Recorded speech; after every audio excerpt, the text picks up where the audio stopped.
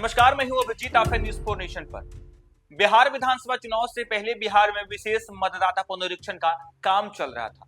इस पर लगातार विवाद भी हो रहा था, खूब सियासत हुई। और अब देखिए किस तरीके से कल 30 सितंबर को विशेष मतदाता पुनरीक्षण का अंतिम सूची जो है, अंतिम वोटर लिस्ट प्रकाशित कर दिया गया। कहा यह जा रहा था कि बिहार में फर्जी वोटर है।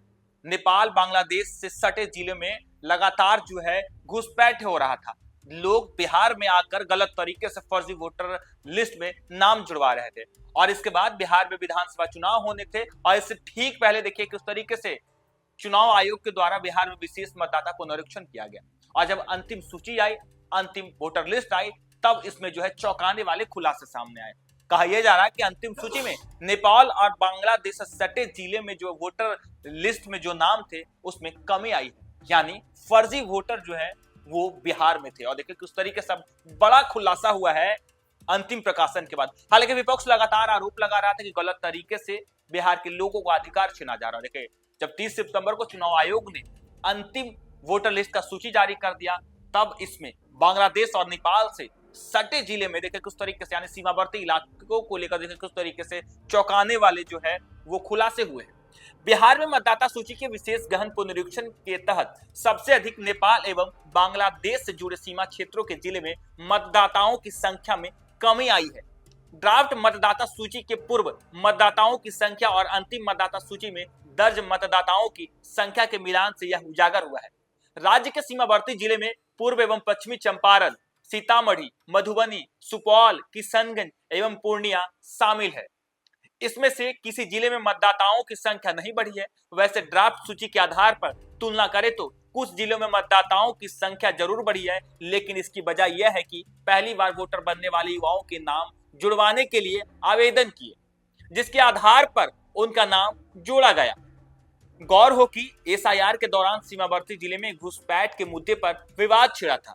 भाजपा का आरोप रहा कि इन जिलों में बड़ी संख्या में बांग्लादेशी घुसपैठी है, जबकि महागठबंधन का आरोप है कि इसके नाम पर गरीब के नाम काटे जा रहे हैं।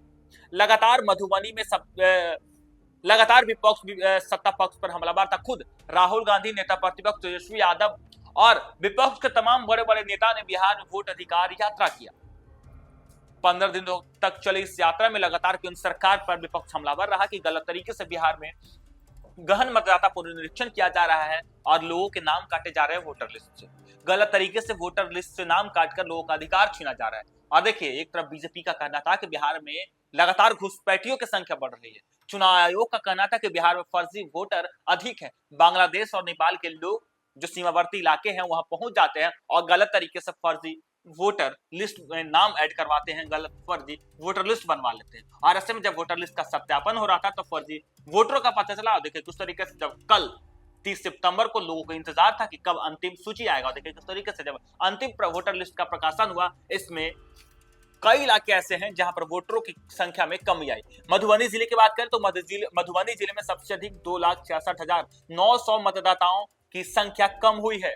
वहीं पूर्वी चंपारण की बात करें तो 7,834, सीतामढ़ी में 1,77,474, सुपौल में 1,03,675, किशनगंज में 1,04,448 एवं पूर्णिया में 1,90,858 मतदाताओं की संख्या कम हो गई।